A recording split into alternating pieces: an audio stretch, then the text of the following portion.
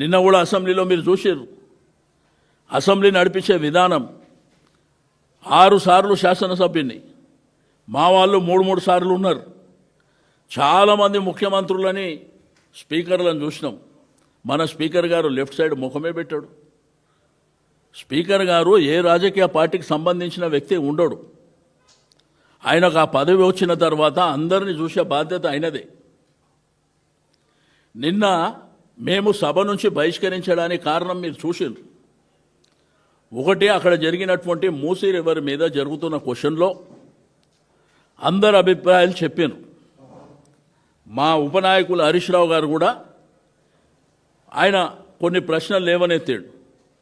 ముఖ్యమంత్రి గారు అక్కడ లెజిస్లేచర్ అఫేర్ మినిస్టర్ గారు ఆన్సర్ చేస్తుంటే ఈయన ఇంటర్వ్యూన్ అయి 1:20 ఇష్టం ఉన్నట్టు మాట్లాడి,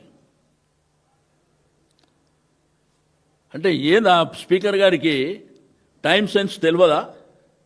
అంటే ఎవరు ఎంతసేపు మాట్లాడాలో ముఖ్యమంత్రి అయినంత మాత్రాన స్పీకర్ గారు మధ్యలో స్పీకర్ గారు మాకు అవకాశం ఇస్తారు, ఆయననే మాట్లాడుతుంటాడు.